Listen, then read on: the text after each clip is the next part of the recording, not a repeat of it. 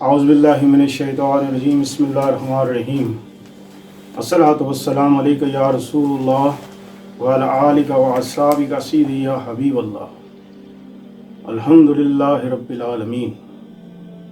تمام سننے والے ناظرین کو قاری محمد ریاض قریشی کا السلام علیکم ورحمۃ اللہ وبرکاتہ۔ اسلامی چینل سے اسلامی باتیں لے کر آپ کی خدمت میں ایک بار پھر حاضر ہوں۔ ناظرین، جیسا کہ آج کل نفسا نفسی کا دور ہے، ہر انسان بہت پریشان ہے۔ اس پریشانی کے عالم میں وہ یہ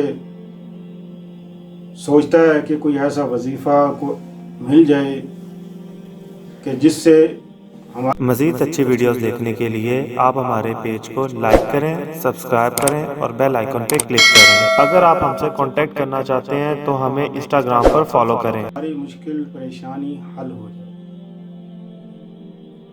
آج ہم آپ کو ایک بہت ہی خوبصورت وظیفہ دینا چاہتے ہیں۔ سورہ والضحیٰ آیات نمبر 5، اس کو آپ عشاء کی نماز کے بعد 170 بار پڑھیں۔ آپ کے دل میں کوئی بھی حاجت ہو، بڑی سے بڑی پریشانی ہو، آپ اس کو 170 بار عشاء کی نماز کے بعد پڑھیں۔ 41 دن کا یہ وظیفہ ہے۔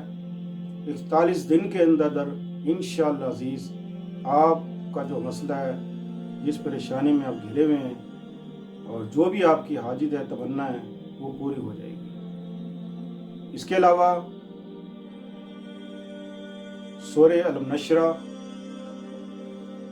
ان مع العسر یسر ان مع العسر یسرا، چلتے پھرتے آپ اس کو کثرت سے پڑھیں۔ اس کے پڑھنے سے سب سے زیادہ فائدہ یہ ہوگا کہ آپ کو دل کو سکون آئے گا، اور آپ جہاں بھی جائیں یہ پڑھتے ہوئے انشاءاللہ عزیز آپ کے لیے کوئی مشکل نہیں رہے گی، کیونکہ اس آیات مبارکہ میں اللہ پاک نے فرمایا ان مع العسر یسر ان مع العسر یسرا، کہ بے شک مشکل کے بعد ہی آسانی ہے۔